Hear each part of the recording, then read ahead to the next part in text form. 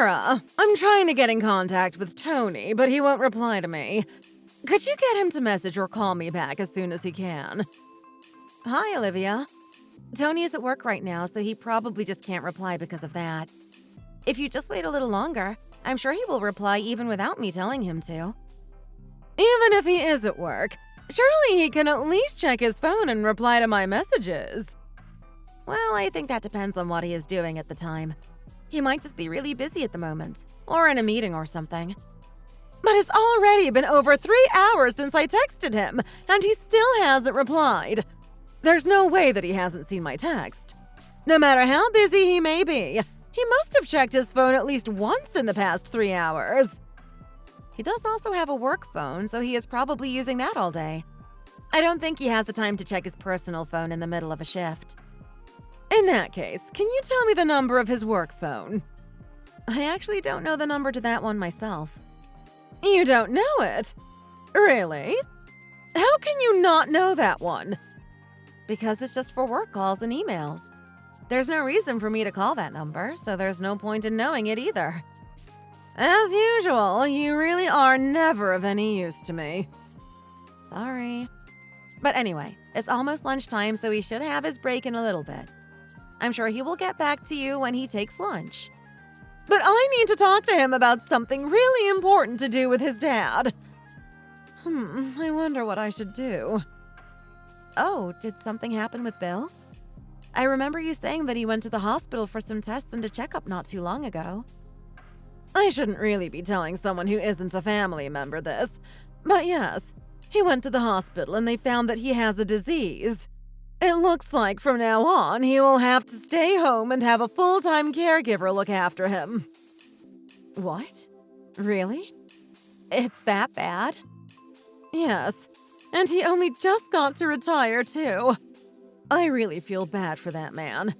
He had been looking forward to enjoying his second round of life without having to worry about work anymore. He had spoken so much about all of the things he wanted to do with all of his free time that he would have after retirement. Why did this have to happen to someone like him? So, is this disease life-threatening? Yes, but I'm not going to tell you the name of the disease. Strangers like you shouldn't know about it. Don't press Tony to tell you about it either. Sure, I won't do that. If it's not my business, I won't push to find out. But are you sure that Bill won't be able to do any of those things that he was planning? Is it really all that bad? It seems like he will be bedbound for the most part. He wanted to rent or buy a caravan and go on a long trip out west. But that will be impossible. There still must be some things he can do from home, even if he can't do those bigger plans any longer. Are you even listening to yourself? How is he supposed to enjoy anything sick in bed all while knowing that he would have been driving through the country out west? Not only is he physically ill, he will be mentally and emotionally distraught too. You're right. But it's better not to focus too much on what could have been. At least he can still be with family, and people can try and help him take a more positive outlook on the situation. That's all much easier said than done. By the way, what time does Tony get home from work each day? On a regular day, he comes home at around 7:30 in the evening. I see. And does he ever work overtime? Sometimes he does, but those days aren't set in stone, so we never know when he might have to stay a little later. But he has the weekend and public holidays off, doesn't he? Yeah, he does. Unless something really important has come up at work and he has to go in to sort it out. But that happening is very rare. But why are you asking about that? Does his work schedule have some connection to something? I'm just thinking about some things at the moment. But anyway, I see. Wait, Olivia. Is Bill doing okay right now? Is he still in the hospital? Of course he isn't okay! That's why I'm in such a hurry to get in contact with Tony! He's still in the hospital, but we need to try and sort out what is going to happen from now on. Can you just message him so that he gets back to me even the tiniest bit quicker? It's not like you can be of any real help to Bill at this time, so the very least you can do is message Tony and be useful that way.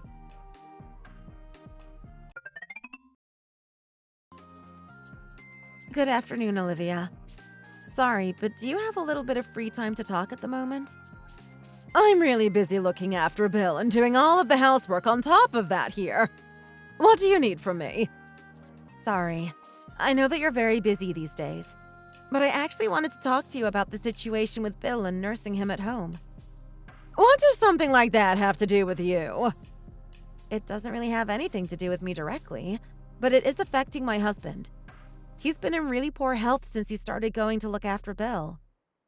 In poor health? You mean Tony? That's impossible. He's still young and healthy as ever. No, he isn't. Ever since he started looking after Bill, he goes there every day after work, right? Of course he does. He's our only child. It makes sense for him to come and help look after the parents who raised him. But sometimes he even has to look after Bill all night long. On those days, he only quickly comes back home to shower and get changed before going straight off to work again. And then on the weekends, he is there caring for Bill by himself from morning to night. That's too much of a workload for one person. He can't continue to do both that and work full-time, too. He has already lost almost 22 pounds in the past few months since he started this. That's really unhealthy to lose weight like that. If it keeps going like this, Tony will be the one to have serious health issues. So what are you trying to tell me? That I have to care for Bill all on my own? No, that's not what I meant at all. But I think it would be good to hire a professional in-house nurse for at least some days. Or even I can come and help look after him too. But I think it would be the best thing for everyone if we help take some of the burden off of Tony before anything bad happens to his health. I told you months ago when we were first thinking about how to care for Bill properly. He doesn't want to be taken care of by some stranger. And you or a professional in-house nurse both count as strangers. He doesn't even want to let others into the house. And I agree with him. I don't want to have you just hanging around the house for no reason. But this is seriously going to affect Tony's health. Can't you at least consider another way to look after Bill without just relying on family? I understand that he had preferences, but if those end up hurting his son... Either way, or at the very least, just lower some of the burden from Tony. Maybe he doesn't have to come every day, or on the weekends or something. I also have my hands full enough as it is. Am I just supposed to not sleep now and look after Bill 24/7? I'm getting old, you know. I need to make sure I get enough sleep. I heard that you sleep plenty every night, but Tony barely gets any sleep at all. He is always relying on tiny power naps to get through the day. He needs at least one day a week when he can relax and get a proper 8 or 9 hours of sleep in. He is still young and in his 30s, so nothing will happen to him. He will be fine. In any case, shouldn't you be more worried about me and how I'm coping in this case? Or do you not care about that at all? Because I'm not your family. I bet that's exactly what you have been thinking. No, that's not it at all. Family or not, I haven't said a single thing about that.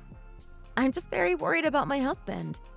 If it's so hard to do everything with just the two of you, can't you try to convince Bill to let me help as well?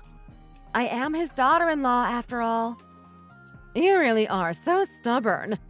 I don't know how many times I have to tell you this, but a daughter-in-law is still an outsider, not family. I understand your way of thinking on that. I have certainly heard it enough. I'm just asking you to at least think about it a little bit. That's enough of this.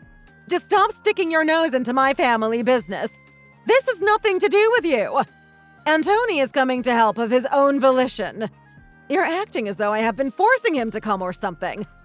I don't want to sit here and have to listen to you tell me what I need to or should be doing. If Tony ignores your messages or doesn't show up to your house, you start calling his workplace, though.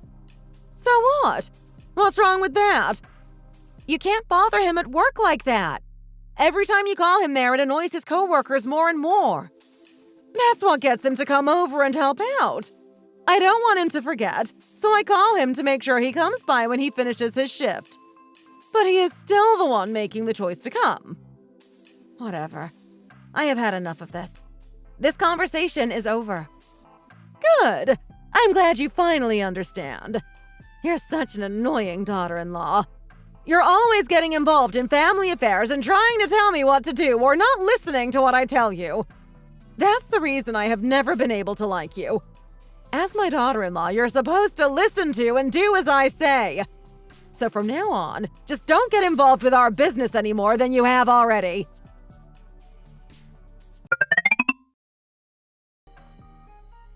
Sarah! What are you doing right now? Where are you? What do you mean? I'm just at home. But what are you doing there?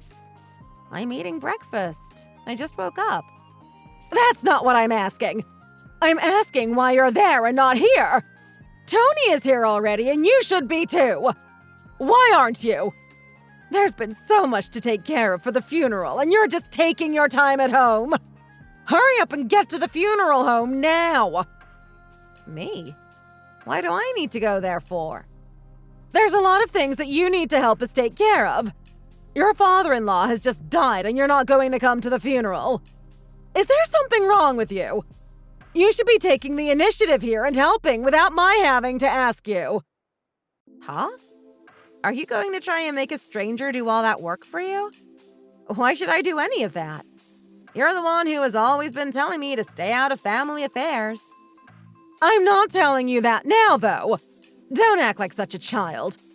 Bill has passed away. This is a totally different situation. I know that. That's why I went to the wake yesterday. But today is the funeral! He will be cremated later as well. It didn't just end yesterday with the wake. There is still so much more. Remember, I'm not part of the family, so this has nothing to do with me. I wasn't even planning to come to the wake yesterday either.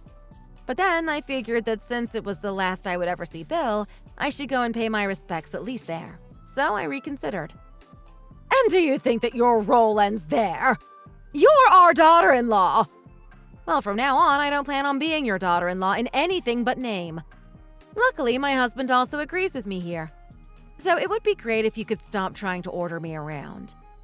I can't believe this.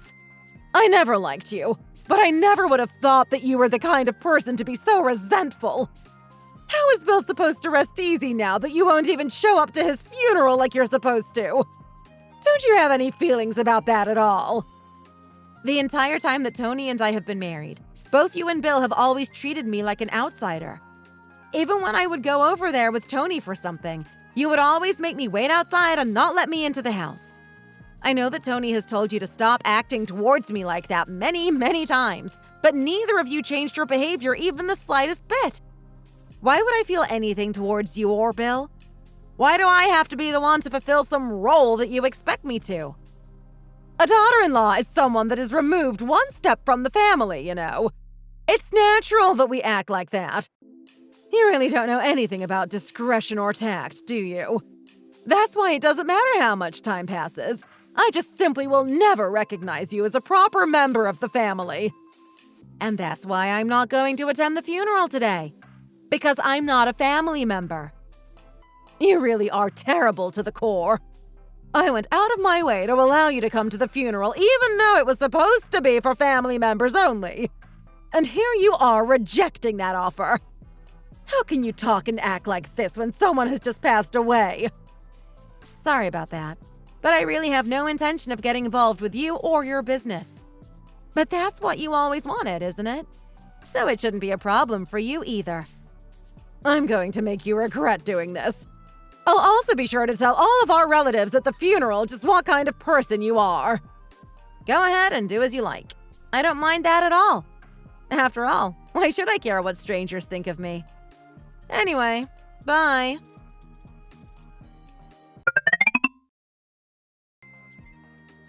Sarah, do you have a moment? What? Olivia? Why are you messaging me? You told me that you wanted to cut ties and never talk to me again. Well, you see, Tony won't call or message me back at all. It's been such a long time, and I still haven't heard anything from him. Do you know if something has happened? Or maybe, did you tell him not to reply to me anymore? I didn't tell him to do anything of the sort. I even called his work, but they told me that he wasn't in and that they want me to stop calling the office. Of course they said that. Tony quit his job there. What? He quit? Why would he do that? What happened? What is he doing now, then?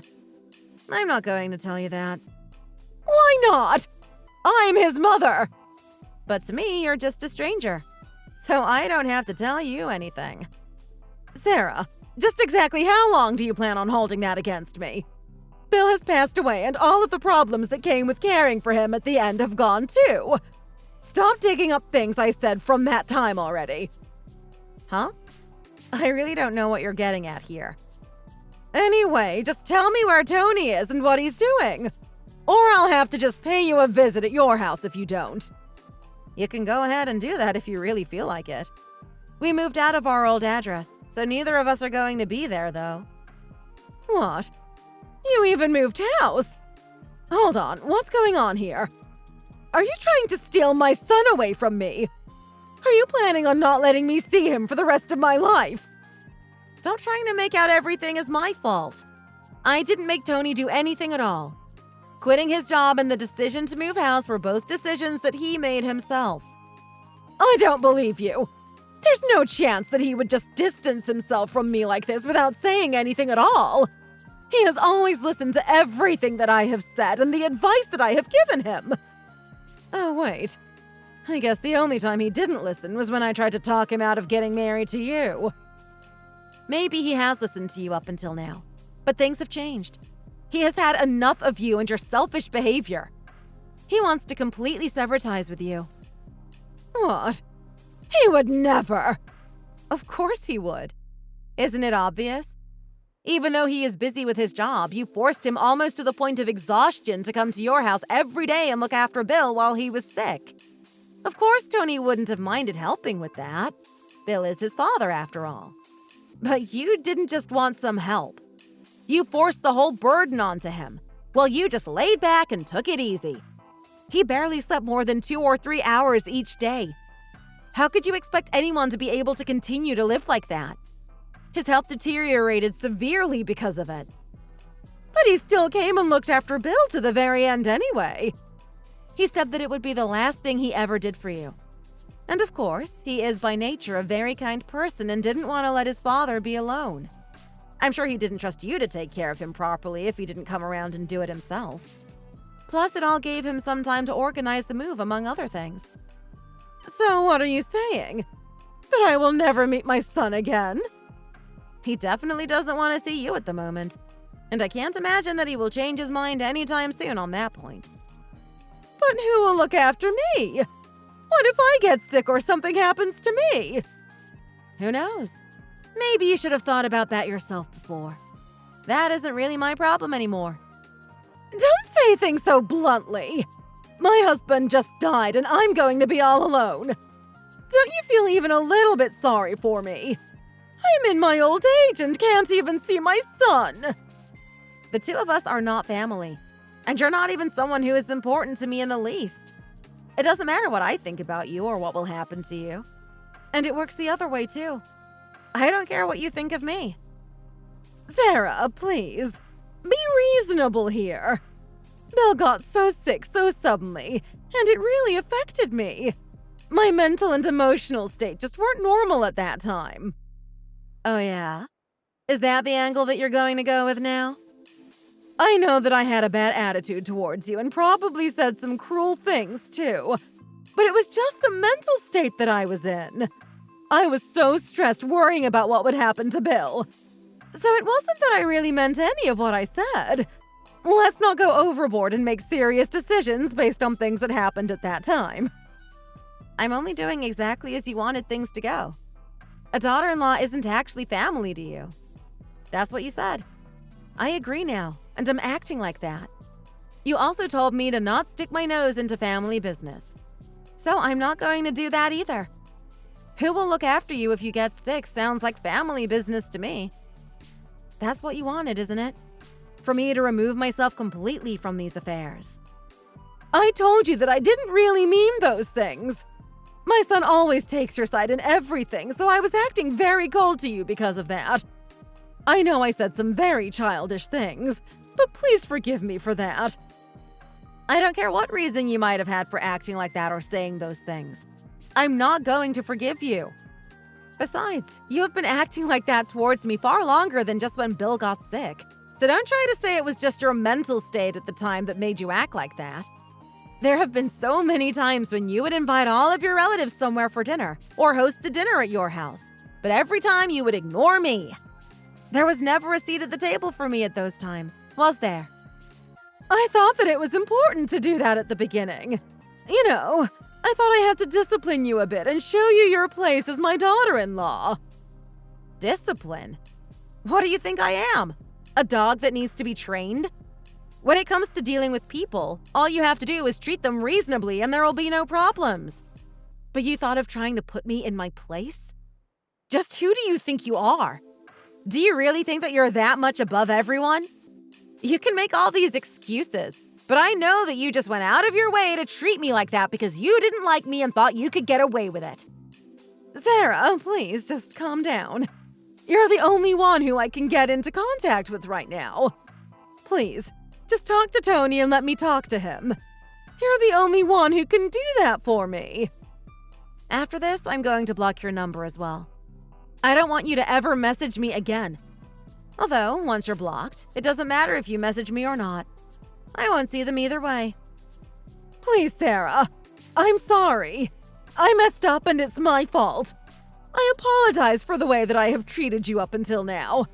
So please, just let me get in contact with my son somehow. You have to convince him to talk to me. His not talking to you has nothing to do with me. He made that decision on his own. Please do something! At this rate, I don't think my heart can take this level of stress. If something happens to you because of that, then it will only be your fault. You brought this on yourself. I don't want to talk ill of the dead, but you and Bill made this problem for yourselves by the way you treated others. It's because of that that Tony wants to have nothing more to do with you. This is the result of your treatment of me. I know that, but I'm sorry. I realize now that how I acted was wrong. I promise that I won't ever treat you like a stranger again. I accept you as a member of the family. So please, just forgive me. I don't want you to treat me as a member of the family. I have seen what kind of person you are, and I don't want to be grouped in with someone like you. Remember that this is what you wanted in the first place, and it doesn't matter how many times you apologize to me now. I'm not going to change my mind. I will never think of you as family. You obviously don't know the real meaning of that word anyway.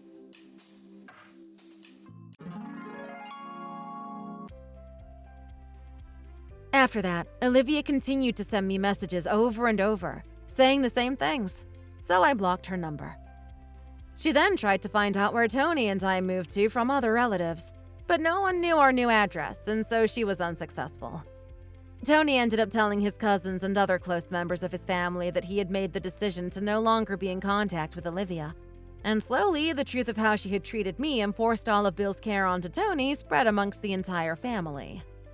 While people may have felt sorry for her at the start, the more they heard about what had actually happened, the more people began to realize that she had brought it all on herself and rightfully deserved what she got. Having lost her husband and her only son, Olivia went into a kind of shock and began to refuse to leave her house. She didn't even want to leave to go shopping or to the supermarket, and just started getting everything delivered to her door instead. It's said that not having any social interaction can have a really dire effect on a person's health, and at Olivia's age and considering what happened to her husband, her new lifestyle isn't going to be good for her. But even if she does get sick and needs help as Bill did, neither Tony nor I have any intention of lending her a hand.